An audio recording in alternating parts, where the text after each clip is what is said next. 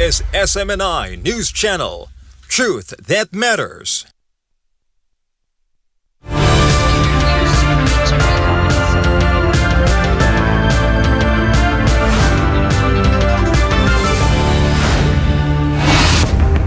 In the headlines, the United Kingdom and Germany have unveiled new military aid packages for Ukraine. The joint effort focuses on strengthening air defenses as Kyiv continues to face sustained Russian aerial attacks.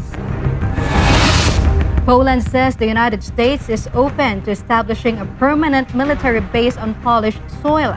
Warsaw welcomed a formal letter from U.S. Defense Secretary Pete Hegseth, calling the proposal a major boost to regional security. Iran's Supreme Leader Mojtaba Khamenei has broken his silence on the historic Islamabad Memorandum of Understanding. Khamenei said he approved the truce only after receiving assurances that the interests of the resistance front would be protected. Israeli Prime Minister Benjamin Netanyahu says the IDF will maintain its security zone in southern Lebanon for the foreseeable future. The announcement comes as cross-border hostilities resume despite the recent White House-backed ceasefire agreement. Russian President Vladimir Putin has authorized the release of 24 Filipinos detained in Siberia for 9 months over immigration violations. President Marcos confirmed the development and thanked Moscow for resolving the case. And in sports, Alex Ayala delivered the biggest win of her career by upsetting world number 2 Elena Rybakina in straight sets. The 21-year-old Filipina advanced to the Berlin Open quarterfinals after rallying from an early deficit. I'm Andrea Santos. Newsline World starts now.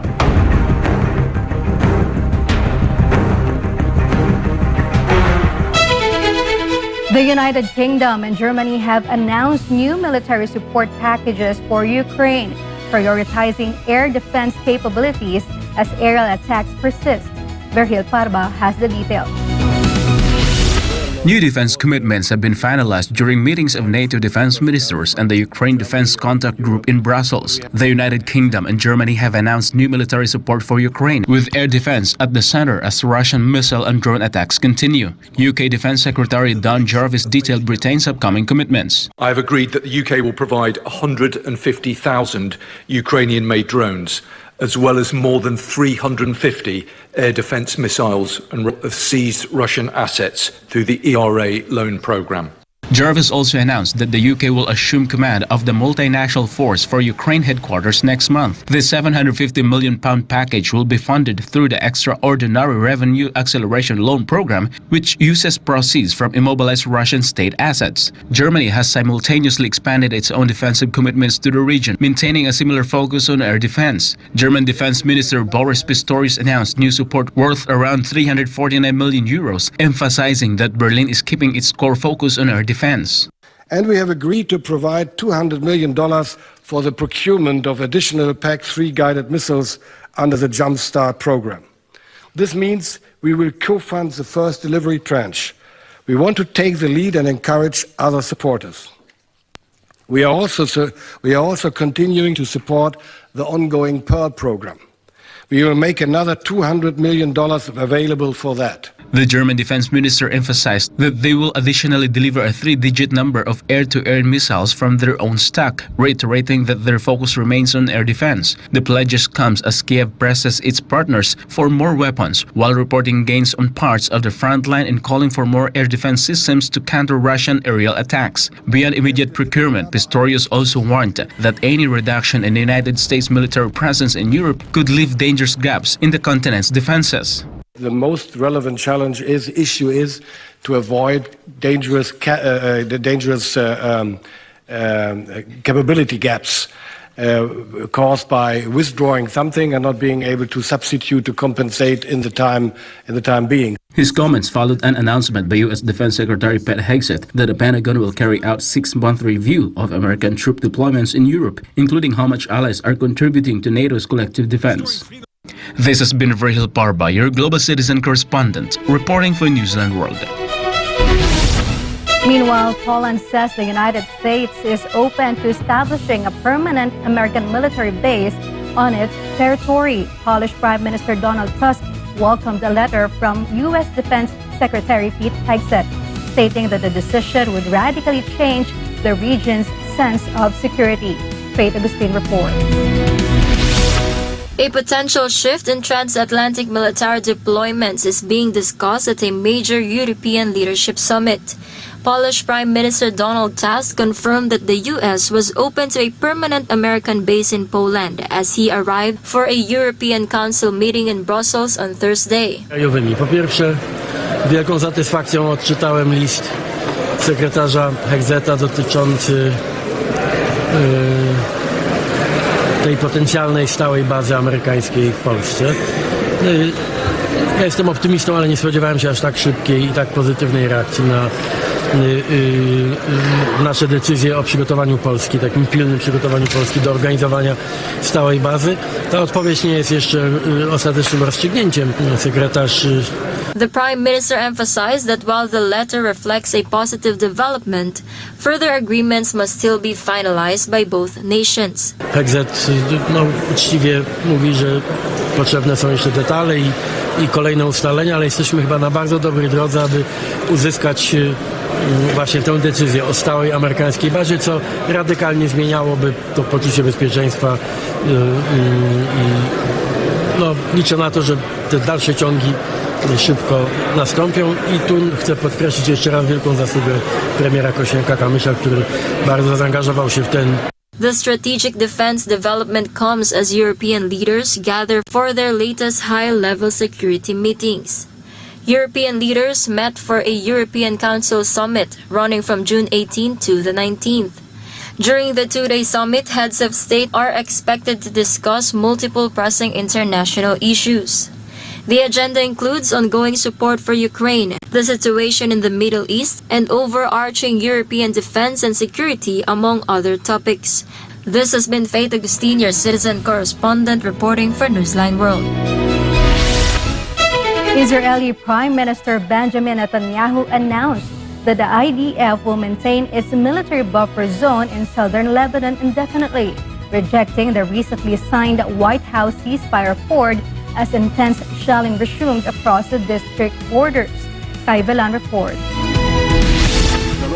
A sharp geopolitical rift has emerged between Jerusalem and Washington. Israeli Prime Minister Benjamin Netanyahu pushed back against the newly signed U.S.-Iran peace agreement brokered by President Donald Trump. Despite provisions in the Islamabad framework calling for a halt to regional hostilities, Netanyahu made clear that Israel's security priorities will take precedence over international agreements. כך נחזיר את הביטחון והשגשוג ליישובי הצפון. זה מחייב שמירה על רצועת הביטחון בדרום לבנון. זה מחייב שלא נצא משם כל עוד צורכי הביטחון של ישראל מחייבים זאת, כי הרצועה הזאת מפרידה בין מחבלי חיזבאללה לאזרחינו ויישובינו. The remarks were quickly followed by developments on the ground. Within hours, the Israel Defense Forces released an updated deployment map outlining a 10-kilometer security corridor inside southern Lebanon. Dark smoke rose over Kfar Tibni as Israeli forces shelled areas on the town's outskirts with artillery and elimination rounds. The escalation drew an immediate response from Hezbollah, which said its fighters engaged Israeli troops in direct clashes near Arnon after an armored unit attempted to advance beyond the area late Thursday. The renewed fighting threatens the foundations of the Swiss-mediated agreement, which links sanctions, relief, and economic incentives for Tehran to broader regional de-escalation. While Trump expressed frustration over Israel's unilateral actions during the G7 summit, Israeli officials insist border security decisions will remain independent, leaving international monitors facing an agreement already under strain before full implementation. Reporting for Newsline World, Kai Velan, Asmanay News. The President of Ecuador has cleared the path for foreign military forces to conduct security operations inside the country against rampaging drug cartels. Jane Codita details the security escalation. Ecuador is expanding its security campaign against organized crime through a new framework that opens the door to greater foreign military cooperation. President Daniel Noboa signed Executive Decree 424, formally recognizing an ongoing internal armed conflict and authorizing broader international participation in anti-cartel operations. The decree allows military personnel from allied nations to work alongside Ecuadorian security forces in provinces most affected by drug-related violence. Militares de países aliados podrán desplegarse en las provincias más golpeadas por la violencia para trabajar junto a nuestro bloque de seguridad. Esta medida es resultado de meses de trabajo, especialmente durante nuestra última reunión en el Pentágono. Desde hoy, los narcoterroristas enfrentarán a un Ecuador más fuerte, más preparado y que ya no pelea solo. The decree follows months of security talks with international partners, particularly the United States, to expand intelligence sharing and operational support against cartel networks. Under the measure, foreign personnel joining authorized missions will operate under existing international agreements, while Ecuadorian security forces gain broader legal protections during anti-crime operations.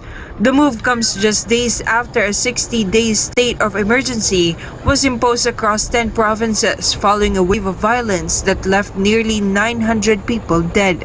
While rights groups have voiced concern over expanded emergency powers, the Noboa administration insists stronger international cooperation is essential to dismantle the drug networks driving the crisis.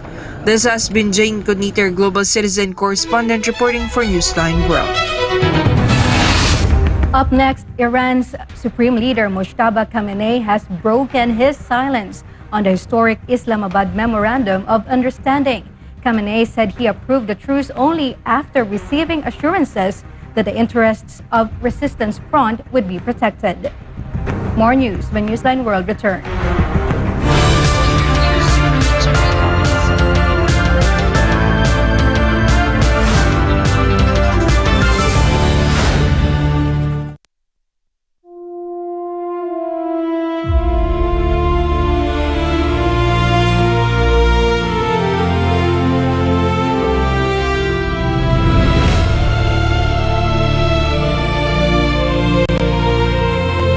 Sa bawat araw, sa bawat sandali, kami ay SMNI. Ang aming uniforme ay hindi lamang tela. Ito'y sagisag ng aming paninindigan.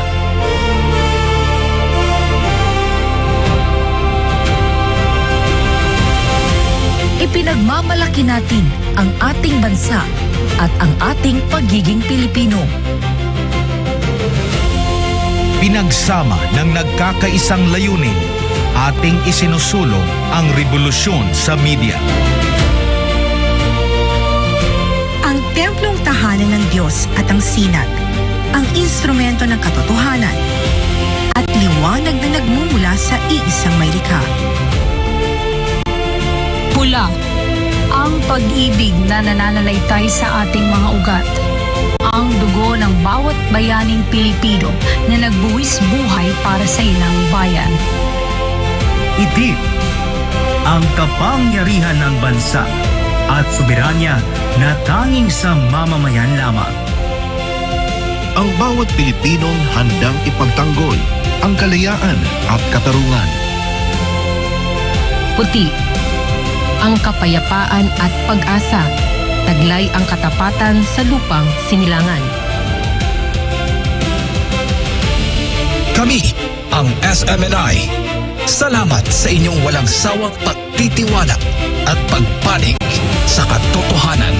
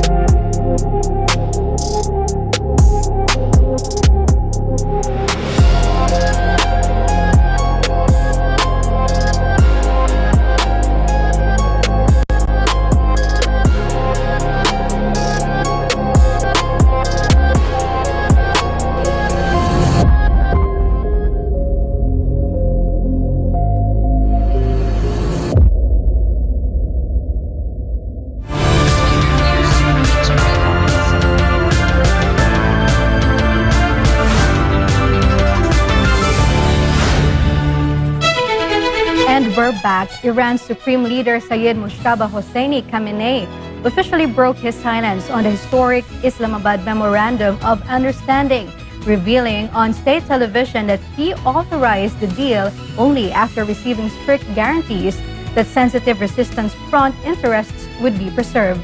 Prince Tripoli details the theocratic mandate. Iran's highest political authority has formally endorsed the newly signed U.S.-Iran peace framework. Supreme Leader Sayyid Mujtaba Hosseini Khamenei revealed he approved the Islamabad Memorandum of Understanding, signed by Pakistani President Masoud Pezeshkian and U.S. President Donald Trump. The endorsement removes a major obstacle to the extendable 60-day truce and is expected to blunt opposition from hardline factions within Iran's clerical establishment. Khamenei stressed that his approval does not represent a broader shift toward Western positions. He said Pezeshkian personally assumed responsibility for implementing the agreement and assured the leadership that Iran would reject any excessive demands as Swiss-mediated nuclear talks resume on Friday. The Supreme Leader also argued that Washington relied on economic and military pressure to force Tehran into negotiations. As preparations continue for the reopening of the Strait of Hormuz, Khamenei framed the agreement as a product of Iran's military strength and national resolve. With the Supreme Leader's approval now secured, attention shifts to Europe, where monitoring and verification mechanisms will determine whether the fragile truce can endure beyond its initial phase. Reporting for Newsline World, this has been Prince Tripoli, SMNA News. Commercial shipping traffic has officially resumed through the Strait of Hormuz following the signing of a memorandum of understanding between the United States and Iran, but overall shipping volumes still remain far below pre-conflict levels. MJ Mondihar tells us more.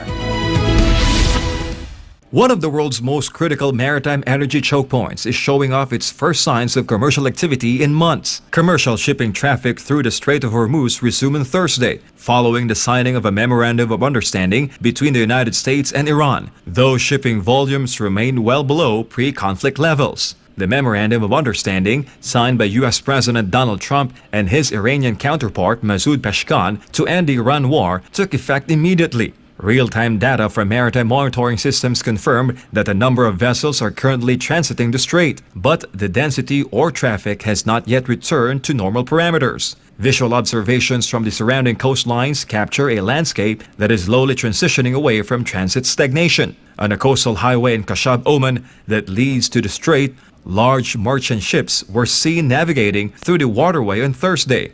The activity stands in contrast to the scene just 2 weeks ago, when the horizon was entirely empty of commercial traffic. On the southern coast of the strait, the backlog of vessels has begun to ease. The total number of anchored vessels has visibly decreased, with large commercial ships slowly navigating the main shipping lanes. Approximately 2 weeks ago, at the 100-day mark of the United States-Israeli war against Iran, over 100 ships were stranded or anchored in the surrounding waters. International maritime tracking data confirms that 3 oil tankers and 1 liquefied natural gas carrier successfully navigated through the strait on Thursday. That fleet includes 3 Saudi-flagged supertankers holding 6 million barrels of crude, the largest oil convoy to cross the waterway in weeks. Despite the movement, Iranian officials state that vessel passage through the choke point still requires direct coordination with the Islamic Revolution Guard Corps Navy. During the 60-day period of the MOU, the Iranian government will cover all associated costs, allowing the vessels to transit free of charge. Reporting for Newsline World, this has been MJ Mondihar, SMNA News. Major Middle Eastern oil producers, Iraq and Kuwait, are gradually restoring their crude oil output to pre-war levels. The production recovery follows the reopening of the strategic Strait of Hormuz under an interim peace agreement between the United States and Iran. Joy Tabanao has the updates. Energy operations across the Gulf region are transitioning back toward normal capacity following months of conflict-related disruptions. Iraq and Kuwait, 2 major oil producers in the Middle East, are gradually restoring their output to pre-war levels as the Strait of Hormuz has reopened under an interim peace agreement between the United States and Iran. Kuwait recently announced plans to raise its crude oil production above 2 million barrels per day within a week, signaling a major step toward restoring energy operations. According to state-owned Kuwait Petroleum Corporation, the move came as Kuwait lifted force majeure notices imposed during the U.S.-Israeli war against Iran. The state corporation cited improved security conditions, the reopening of the Strait of Hormuz, and the resumption of international commercial shipping as the drivers for the decision. Kuwait Petroleum Corporation said it has completed repairs to damaged infrastructure and is working with customers to ensure a smooth return to full contractual supply volumes. The return to the operational capacity marks the end of the precautionary measures enacted during the conflict. The recovery follows a precautionary reduction in oil production and refining operations introduced in March amid repeated attacks targeting Kuwait's energy infrastructure and transport networks. As one of the Gulf's major oil producers, Kuwait has been seeking to gradually restore normal energy operations after the conflict disrupted maritime traffic through the Strait of Hormuz, a key road for global oil exports. Meanwhile, neighboring Iraq is also restoring output as the Strait of Hormuz has reopened. Iraqi Oil Minister Basim Mohammed Kudhair said the country's oil fields are ready to resume production operations. Kudhair confirmed that output is gradually returning to the pre-war level. This has been Joy Benal, your global citizen correspondent reporting for Newsline World.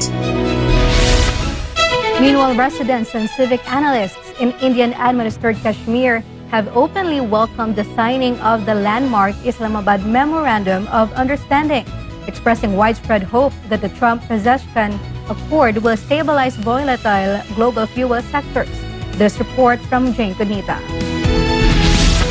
The diplomatic tremors of the newly signed U.S.-Iran peace accord are radiating far beyond the front lines of the Middle East. Across Srinagar's iconic Lal Chowk commercial hub, local residents and transport workers expressed deep economic relief following the remote digital signing of the Islamabad Memorandum of Understanding by U.S. President Donald Trump and Iranian President Masoud Pezeshkian. Centuries of shared civilizational history bind these two regions. From the Persian Sufi saints who brought Islam to the valley in the 14th century, Kashmiri identity is structurally linked to Iranian heritage. During the peak of the recent maritime warfare, this bond was visible as local families across the valley actively organized relief funds, even donating family gold to support Iranian citizens. Meanwhile, communities throughout developing Asian economies, the mediated framework brokered directly by Pakistani Prime Minister Shehbaz Sharif offers an immediate respite from the punishing inflationary spikes triggered by more than 100 days of intense maritime warfare.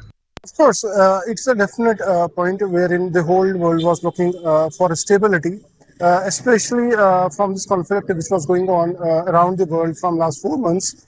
And of course, this is a sigh of relief for everyone, be it European Union, be it United States, be it Israel, be it Iran, or for that matter, be it Asia as well, because the world was really disturbed from this war.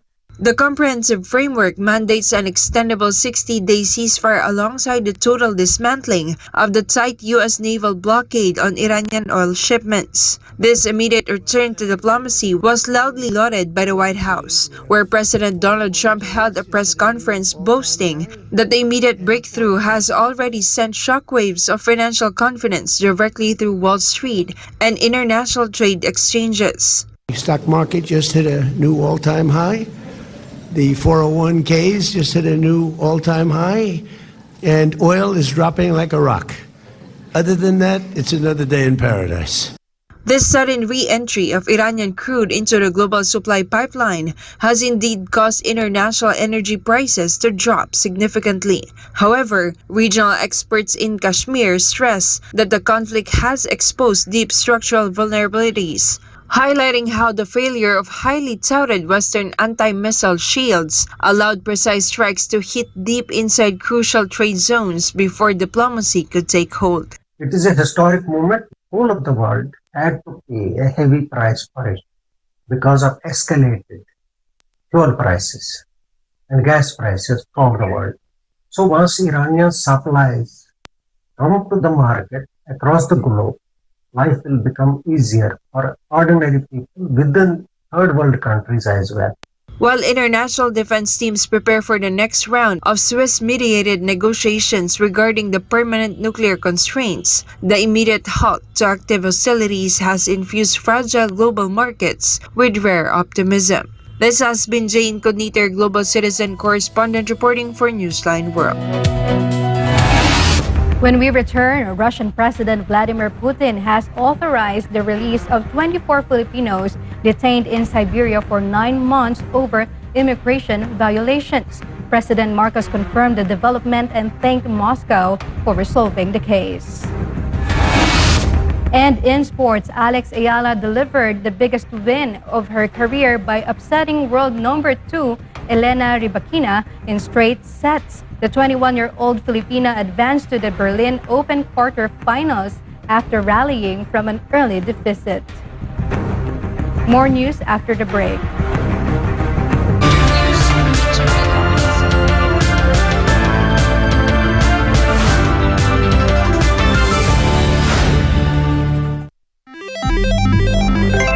Isang pindot lang, pwede kang maka-jackpot.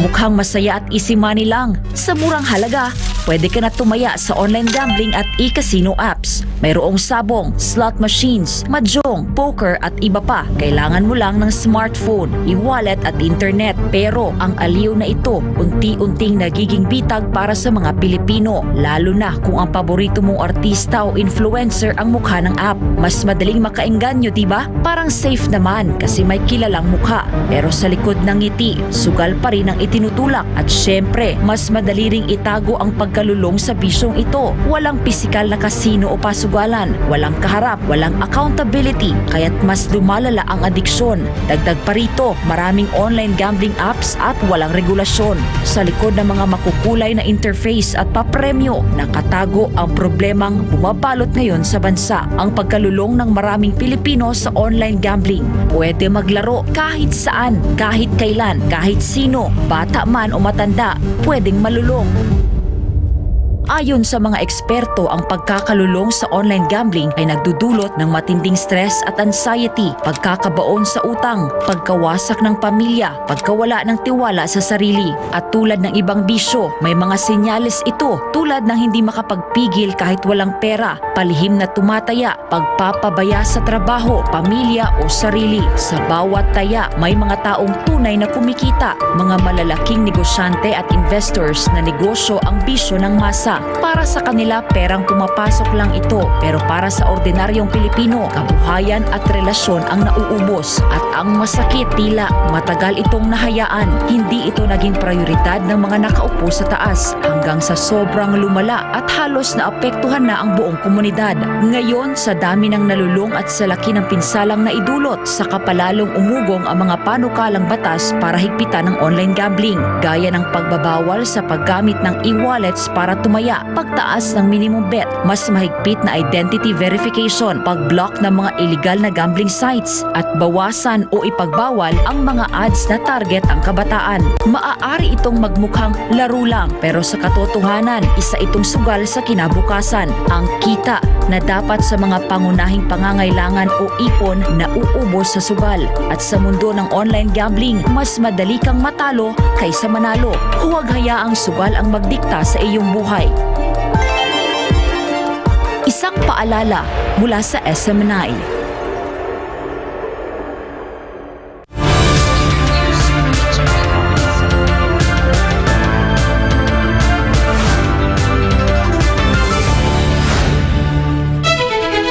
President Ferdinand Marcos Jr. has officially invited Russian President Vladimir Putin to attend the East Asia Summit, which will be hosted by the Philippines this coming November.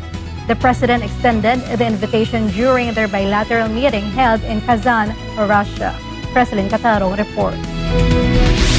President Ferdinand Marcos Jr. and Russian President Vladimir Putin reaffirmed their commitment to deepening bilateral relations between the Philippines and Russia during a high-profile meeting in Kazan.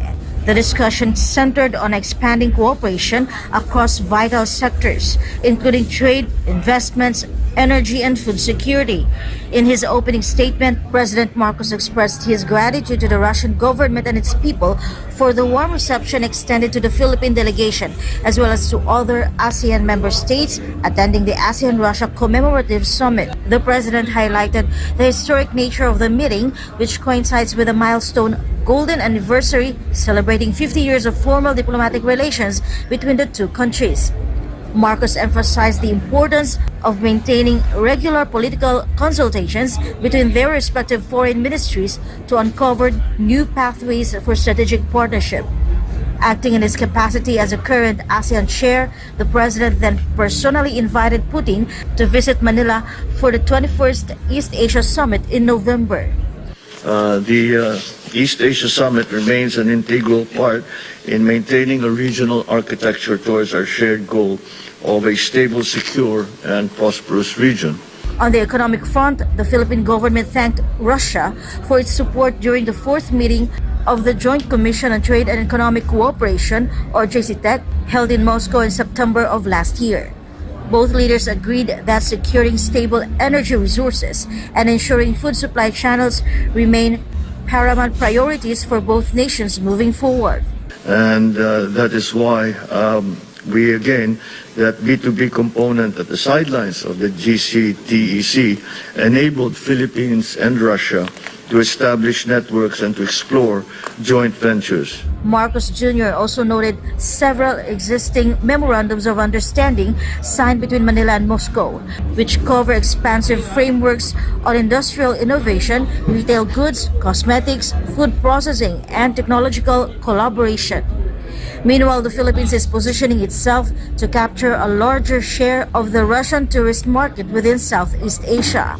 This development comes as multiple Russian airlines seek regulatory clearance to establish direct flight routes from Russia straight to the archipelago's premier tourist destinations.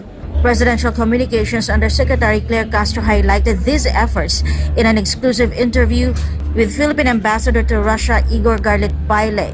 Ambassador Baile noted that launching direct flights would serve as a powerful catalyst for boosting tourism and strengthening people-to-people connections between the two nations. And this year nga, USEC, naghihintay lang tayo ng development mula sa Civil Aeronautics Board of the Philippines dahil nag-apply ang S7 Siberian Airlines to be able to fly again from Siberia, from the cities of Irkutsk, Vladivostok, and Khabarovsk to Manila and to Cebu. Both Undersecretary Castro and Ambassador Baile attended the ASEAN-Russia Commemorative Summit as part of PBBM's official delegation. The Philippine contingent also attended a formal state reception hosted by President Putin in honor of the visiting heads of state and regional leaders participating in the historic summit. Reporting for Newsline World, this has been Carceline Catarong, SMNI News. Russian President Vladimir Putin has authorized the release of 24 Filipinos who have been detained in the Siberian town of Irkutsk for some 9 months over immigration issues, Philippine President Ferdinand Marcos Jr. said on Thursday. According to President Bongbong Marcos, the Filipinos were detained in Irkutsk since mid-2025 after illegal recruiters supposedly facilitated their entry to Russia. The breakthrough occurred after PBBM raised the matter directly during scheduled bilateral meetings. According to President Bongbong Marcos, when he mentioned the situation to Putin during their bilateral meeting, the Russian leader was surprised and admitted he was completely unaware of the detentions. The president added that during their dinner later that evening, Putin confirmed his administration had already looked into the issue and noted the Filipinos had been held for 9 months without any charges. The 24 Filipinos are scheduled to be ready for deportation by 5 p.m. Friday, while host authorities offered paths to remain. The detainees requested an immediate return home. PBBM said Russia gave the Filipinos an option to legally work there, but they chose to come home to the Philippines. There are currently some 15,000 Filipinos living in Russia, according to data from the Department of Foreign Affairs. The development comes as the Philippines, this year's chairperson of the Association of Southeast Asian Nations, push to forge closer ties with Russia, Europe's most oil-rich country and Eurasia's largest economy.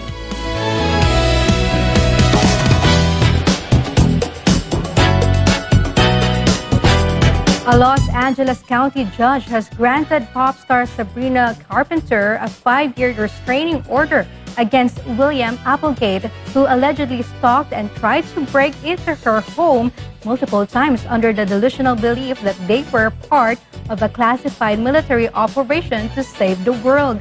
Meanwhile, Bad Bunny has made history as the first Latin and non-English performing artist to cross $1 billion in career touring grosses, achieving the milestone during his world tour without playing a single show in the United States. Here's Faith Agustin for the Showbuzz. A restraining order filed against Sabrina Carpenter's alleged stalker. During the hearing, 31-year-old William Applegate offered an eccentric defense, claiming he and Sabrina Carpenter were recruited into a classified military program and alleged that she tried to communicate with him during her Coachella performance. Carpenter's lawyers successfully secured the maximum 5-year restraining order by presenting evidence that Applegate engaged in a terrifying pattern of calculated harassment, which included traveling to the singer's private residence more than a dozen times. The situation escalated dangerously when Applegate allegedly bypassed Sabrina's security fence on May 23rd to forcefully push down on her front door handle before returning over the following 2 days to loiter and conduct deliberate surveillance outside her home. Although Carpenter appeared remotely and did not testify, Los Angeles County judge showed no leniency, ordering Applegate to stay at least 100 yards away from the singer, her property, and her workplaces until June 17, 2031, while strictly banning him from possessing firearms or ammunition. The newly granted permanent restraining order follows a temporary one issued earlier this month, and while the civil restrictions are now firmly in place, William Applegate remains under an ongoing criminal investigation. Meanwhile, Bad Bunny has made history by crossing a staggering $1.08 billion in career ticket revenue across 260 shows, making him the first Latin and non-English performing artist to join the elite group of fewer than 25 acts to ever cross the $1 billion threshold. This monumental touring milestone adds to the global superstar's historic achievements, which include securing the first all-Spanish #1 album on the Billboard 200 and topping Billboard's year-end top artist ranking. Despite raising industry eyebrows by skipping the United States, Bad Bunny's Debby Tirar Mas Fotos World Tour has grossed $360 million and sold 2.4 million tickets over 41 shows, making it the highest-grossing and best-selling tour in history. This historic success was anchored by a record-breaking financial run in Buenos Aires and a massive 10-show stint in Madrid that alone shifted 623,000 tickets. Powered by a record-breaking European run that has already grossed $129.6 million, including a jaw-dropping $96.1 million from a 10-show Madrid stint alone, the said world tour has officially become Bad Bunny's biggest one to date. With 15 European dates still left to report before wrapping up on July 22nd in Brussels, industry projections estimate the historic trek will finish with a total gross of $450 million or more. This has been Faith Agustin, your global citizen correspondent, bringing you the latest show buzz.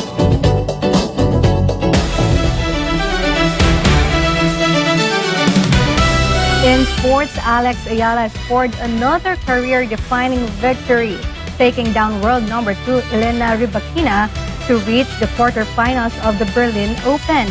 Meanwhile, tens of thousands of fans filled the streets of Manhattan as New York honored the Knicks' first NBA championship in 53 years with a ticker tape parade through the city. Carlo De La Peña tells us more. Alex Yala continued her impressive rise on the WTA Tour after defeating Elena Rybakina in straight sets 7-5, 6-4 at the Berlin Open in Germany. The victory marked Yala's second win over a world number 2 player, following her breakthrough triumph against Iga Swiatek at the Miami Open last year. Yala found herself trailing 4-1 in the opening set as Rybakina unleashed a barrage of aces, but the Filipina fought back by winning 3 consecutive games to level the contest. After Rybakina moved ahead 5-4, Yala responded by claiming the next 3 games to secure the first set. The 21-year-old then seized control of the second set, building a 4-2 advantage before holding off a late challenge from the Kazakh star. Yala kept her composure down the stretch and served out the match after 1 hour and 32 minutes. With another top-ranked scalp added to her growing resume, Yala advances to the quarterfinals where she will face Elina Svitolina for a place in the semifinals. Meanwhile, the celebration transformed Lower Manhattan into a sea of blue and orange as supporters gathered hours before the parade route opened, chanting, "Let's go Knicks!" and commemorating the franchise's long-awaited return to the top of the NBA. The Knicks ended the 53-year championship drought on Saturday by defeating the San Antonio Spurs in the NBA Finals, sparking jubilant celebrations across New York City. City officials deployed 10,000 police officers for the event, the largest security operation ever assembled by the New York Police Department for a planned gathering. The team traveled along the historic Canyon of Heroes route from Bowling Green to City Hall, where players were showered with more than 2,500 pounds of recycled confetti during the traditional ticker tape parade. At City Hall, Mayor Zoran Mandami presented the team with a symbolic key to the city, while Grammy-winning artist Alicia Keys performed Empire State of Mind for the crowd. NBA Finals MVP Jalen Brunson thanked fans for their unwavering support throughout the championship run. For generations of Knicks supporters, the parade served as the culmination of decades of hope and loyalty, celebrating a championship that many thought they might never see again.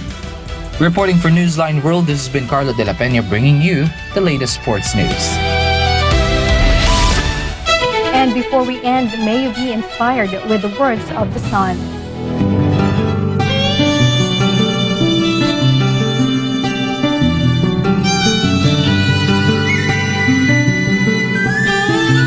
Start strong, finish strong. Quitting is not an option.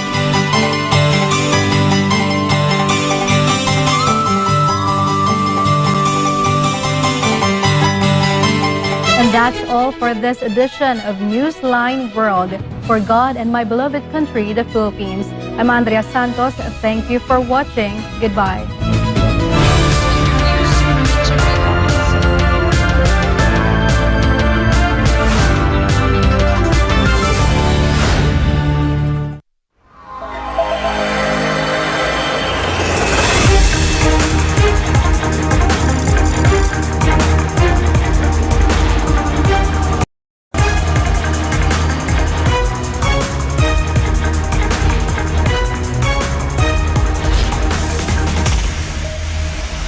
This is SMNI News Channel.